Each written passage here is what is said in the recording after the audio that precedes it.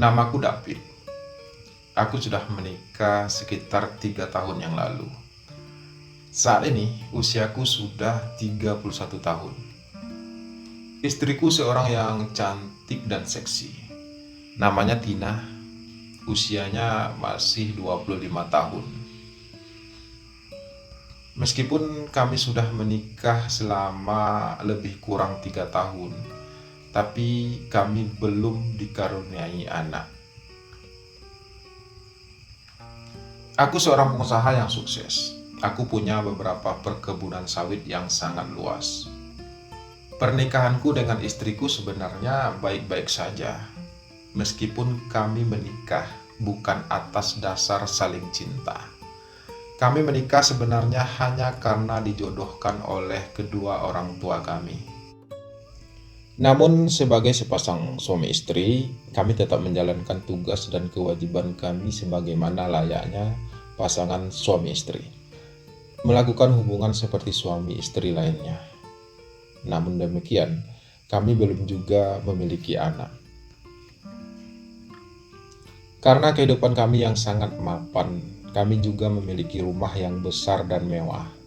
Kami juga punya beberapa orang pembantu di rumah dan juga seorang sopir pribadi. Sopir pribadiku itu bernama Udin. Ia seorang pemuda yang berasal dari desa dan baru beberapa bulan bekerja bersama kami.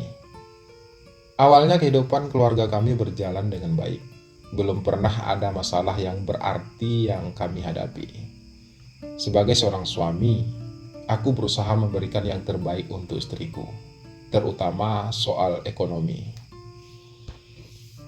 Kebutuhan istriku selalu terpenuhi, terutama kebutuhan materinya. Namun, sebagai seorang pengusaha yang cukup sibuk, aku memang jarang berada di rumah. Aku lebih sering menghabiskan waktuku mengurusi segala pekerjaanku. Karena itu juga mungkin istriku mulai merasa kesepian. Dan terjadilah kisah ini.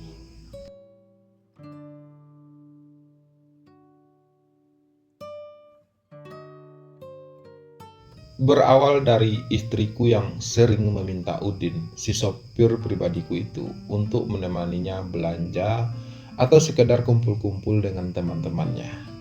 Setiap hari, Udin setelah mengantarku ke kantor, ia akan kembali ke rumah, lalu kemudian pergi menemani istriku belanja ataupun keperluan lainnya. Aku tidak menaruh curiga awalnya, meskipun Udin jadi sering terlambat menjemputku ke kantor. Berbagai alasan yang Udin berikan atas keterlambatannya tersebut, aku masih mencoba untuk berpikir positif. Udin memang laki-laki yang berasal dari kampung. Usianya masih sekitar 21 tahun.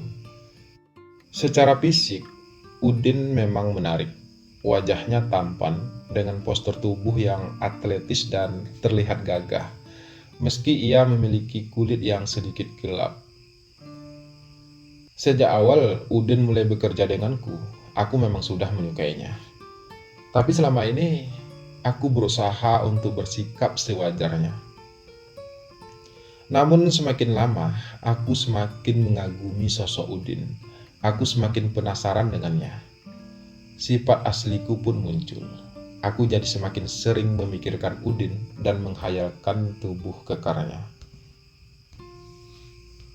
Hingga suatu hari, aku berniat untuk meminta Udin menemaniku keluar kota untuk melihat salah satu kebun sawitku.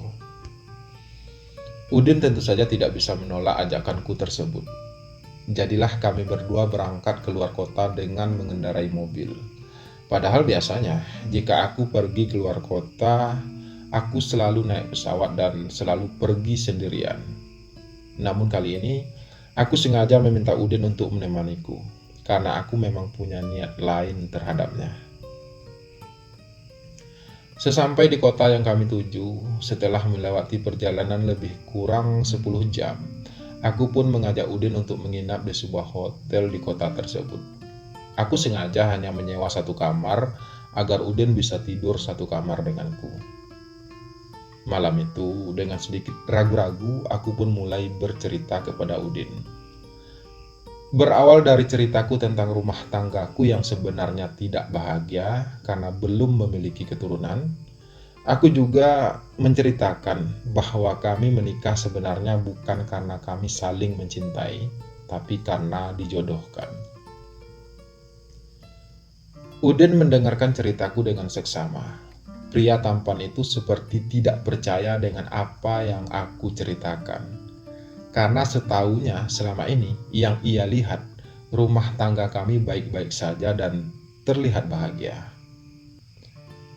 Sampailah akhirnya aku pun menceritakan tentang siapa aku sebenarnya. Ya, aku adalah seorang gay, sudah sejak lama. Dulu sebelum menikah, aku pernah pacaran beberapa kali dengan sesama pria. Meski pada akhirnya setiap hubungan percintaanku selalu kandas.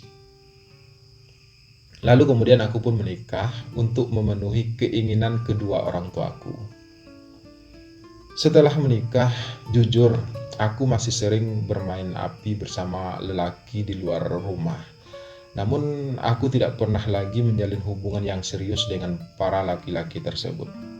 Aku melakukannya hanya atas dasar suka sama suka tanpa ada ikatan apapun. Dan kadang aku juga sering menyewa laki-laki bayaran untuk memenuhi hasratku yang menyimpang tersebut. Namun sejak Udin mulai bekerja bersamaku, aku mulai merasakan perasaan cinta itu kembali. Hatiku selalu berbunga-bunga saat bersama Udin. Aku semakin tergila-gila padanya. Karena itu, aku pun bertekad untuk bisa mendapatkan Udin walau dengan cara apapun. Dan malam inilah kesempatanku untuk bisa mewujudkan hal tersebut. Setelah aku menceritakan semuanya, aku pun kemudian menawarkan Udin sejumlah uang agar ia mau bercocok tanam denganku malam itu. Udin berusaha menolak dan mengatakan kalau ia tidak tertarik pada laki-laki. Ia hanya bisa tertarik pada perempuan. Namun aku tidak menyerah. Aku bahkan mengancam akan memecat Udin jika ia masih saja menolak permintaanku tersebut.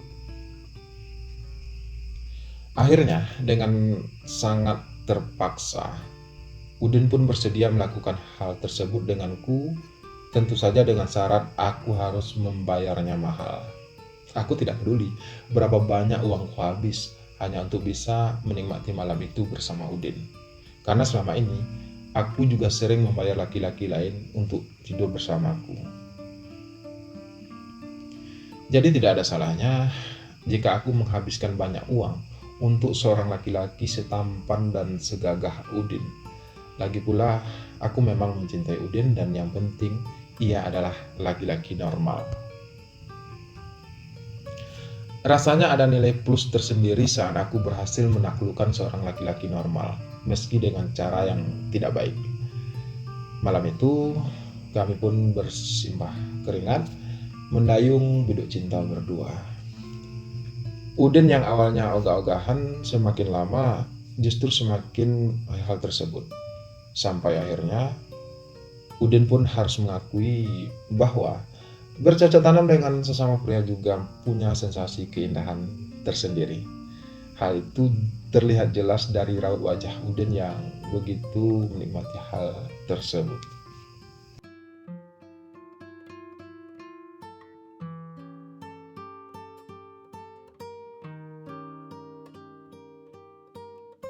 Hari-hari selanjutnya, aku semakin sering meminta Udin untuk menemaniku keluar kota melihat kebun sawitku, sekaligus untuk kami bercocok tanam berdua.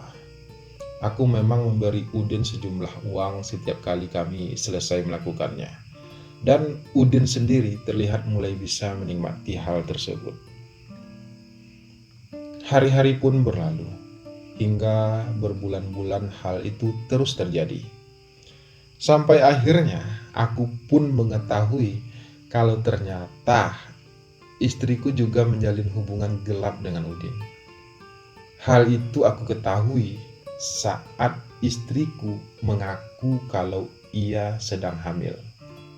Padahal sekitar setahun yang lalu aku sempat secara diam-diam memeriksakan diriku kepada seorang dokter.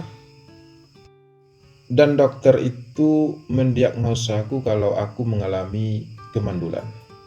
Tapi aku tidak pernah menceritakan hal tersebut kepada siapapun, apalagi kepada istriku.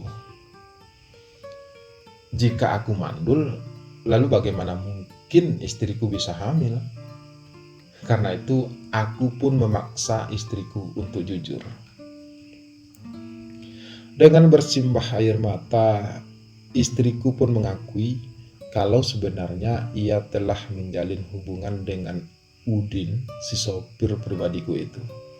Dan istriku pun mengakui kalau anak yang ia kandung memang anaknya Udin. Aku tentu saja sangat marah mendengar itu semua. Sejak aku mengetahui kalau aku mandul, aku memang jarang berada di rumah dan aku juga memberi kebebasan penuh kepada istriku. Hanya saja, aku tidak menyangka kalau istriku akan bermain api dengan Udin, si sopir pribadiku tersebut, sekaligus orang yang aku cintai dan juga orang yang telah berkali-kali bercocok tanam denganku. Tapi biar bagaimanapun, semua itu tidak sepenuhnya salah istriku. Mungkin karena selalu merasa kesepian, istriku pun tergoda untuk melakukan hal tersebut. Apalagi Udin memang sangat menarik secara fisik.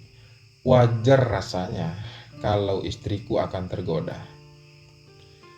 Udin, mengapa kau juga harus melahap istriku di saat kau juga menikmati kebersamaan kita? Batinku penuh sesal. Namun, aku terlalu mencintai Udin. Aku tak bisa membencinya. Aku terlalu terlena dengan segala permainan indahnya. Sementara aku tidak mencintai istriku. Jika harus memilih, aku lebih memilih Udin daripada istriku. Tapi aku tidak mungkin menceraikan istriku. Aku tidak ingin mengecewakan kedua orang tuaku. Jadi, aku memilih untuk membiarkan semuanya terjadi. Aku memilih untuk merahasiakan semuanya. Tak mengapa istriku hamil oleh Udin, karena aku tidak akan bisa memberinya keturunan. Setidaknya di mata keluarga kami, kehamilan istriku tentu saja membuat mereka bahagia, terutama orang tuaku, karena mereka sudah sangat lama menginginkan cucu dariku. Mereka tidak perlu tahu apa yang terjadi sebenarnya.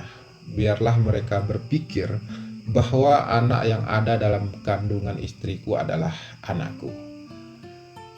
Aku pun memilih untuk memaafkan istriku, namun aku memintanya untuk mengakhiri hubungannya dengan Udin.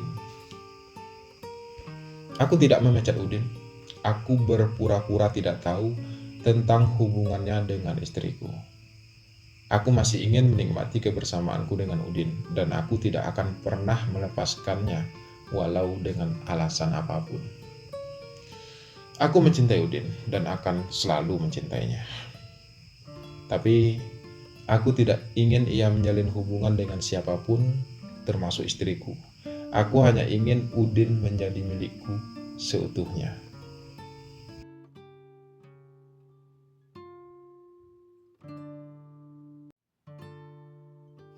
Hari-hari pun terus berlalu.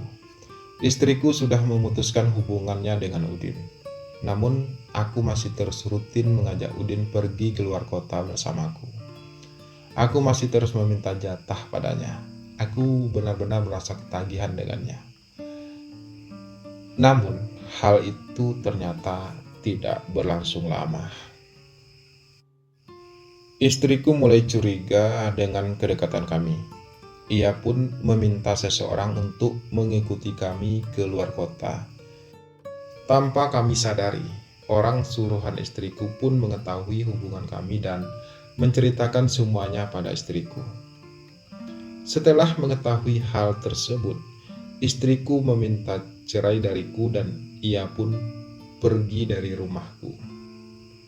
Sementara Udin setelah mengetahui hal tersebut juga memutuskan untuk pergi dan meninggalkanku. Ia mengatakan kalau ia telah lelah dengan semua yang terjadi di antara kami. aku pun harus merelakan kepergian dua orang yang sangat penting dalam hidupku.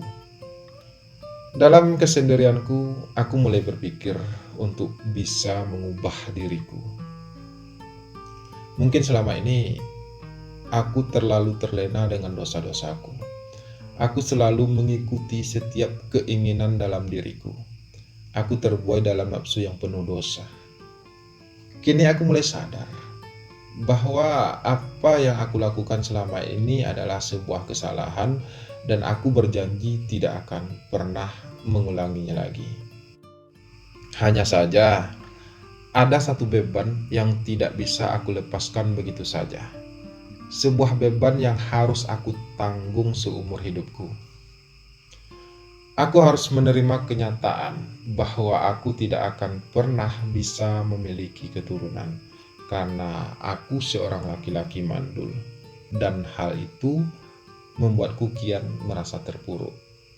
Namun aku sadar bahwa semua itu bisa saja terjadi karena selama ini aku selalu berbuat dosa.